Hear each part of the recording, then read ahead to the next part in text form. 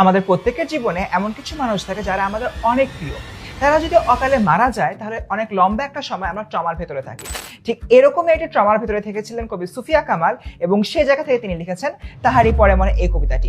এই কবিতাতে আমরা দেখতে পাই তার স্বামী বিয়োগের পরবর্তী সময়তে তিনি কিরকম উদাস হয়ে গিয়েছিলেন। এবং আজকের এই ভিডিওতে তোমরা এই কবিতার সম্পর্কে মূল ভাব নিয়ে জানতে পারবা, এবং এই কবিতার সিকিউ আসলে গ এবং ঘতে কিভাবে কোন পয়েন্ট ধরে লিখতে পারবা সেগুলো জানতে পারবা। তাহলে চলো দেরি না করে শুরু করি। আমরা প্রথমে যে বিষয়টা নিয়ে কথা বলবো সেটা হচ্ছে প্রকৃতির স্বাভাবিক প্রবাহমানতা। দেখো, কবি সুফিয়া কামাল প্রত্যেক বছর যখন বসন্ত আসে তখন তিনি বসন্ত নিয়ে নানা রকম কবিতা লেখেন। এই বছর যে বসন্ত এসছে তিনি সেটা উপলব্ধি করতে পারেননি। কবির যে ভক্ত রয়েছে সে বলছে বসন্ত এসে গেছে, তুমি কেন এখনো কবিতা লিখছো না? তার কারণ আমাদের এই কবির মন অনেক খারাপ। কিন্তু কবির যে মন খারাপ তা নিয়ে প্রকৃতির কোনো মাথা ব্যথা নেই। সময়ের সাথে সাথে প্রকৃতিতে ঋতু চেঞ্জ হয়েছে, বসন্ত এসছে, আবারও একটি বসন্ত আসতে যাচ্ছে।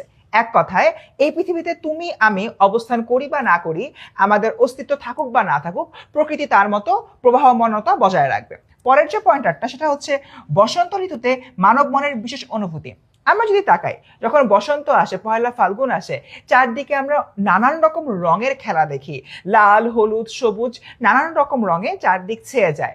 দেখা যাচ্ছে চারদিকে নতুন নতুন ফুল ফুটছে, গাছে গাছে নতুন নতুন পাতা আসছে, মানুষের মনে অনেক আনন্দ জেগে উঠছে। তাই এরকম একটা জায়গা থেকে বসন্ত ঋতুতে দেখো মানব ধর্মের একটা বিশেষ অনুভূতি জাগে, বিশেষ পুলক জাগে, সবাই খুব আনন্দিত থাকে। তারপরের যে পয়েন্টারটা কবির বিষণ্ণতা এবং উদাসীনতা। দেখো, প্রকৃতিতে বসন্ত এসছে কিন্তু কবির যে সুখ বা কবির যে খুশি সেটা আসলে নেই, কারণ তার প্রিয় স্বামী মারা গিয়েছে। এবং এরকম একটা জায়গা থেকে প্রকৃতি যখন সুন্দর রূপে সেজেছে, কবি ঠিক তখনই খুব বেশি বিষণ্ণ হয়ে আছে। এই জায়গাটা নিয়ে আসলে পুরো কবিতাটা সামনের দিকে এগিয়ে গিয়েছে। সবার লাস্টে 4 নম্বর যে পয়েন্টারটা, প্রিয় মানুষের মৃত্যুতে স্বাভাবিক জীবনের ছন্দপতন। কিভাবে? আমরা শুরুতেই বলেছি যে কবিভক্ত রয়েছে, কবিভক্ত আমাদের এই কবিকে জিজ্ঞেস করছে তুমি কেন কবিতা লিখছো না।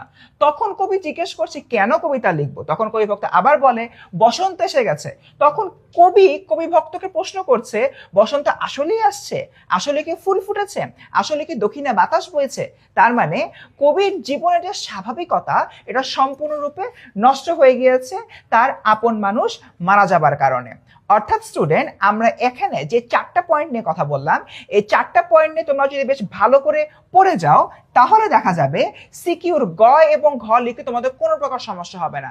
কারণ সিকিউ লেখার সময় এই যে 4টা পয়েন্ট রয়েছে, এই 4টা পয়েন্ট থেকে উদ্দীপক আসবে এবং এগুলো তোমরা গ আর ঘ এর